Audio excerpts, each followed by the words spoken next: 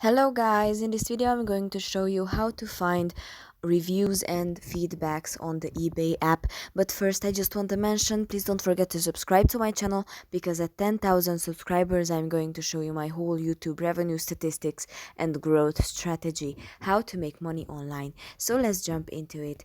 Open the eBay app and tap on that item, which one you like.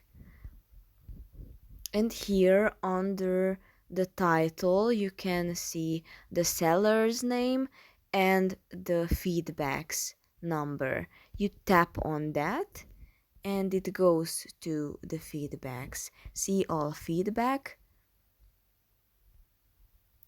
And here you can read the item's feedbacks. Or there is another way.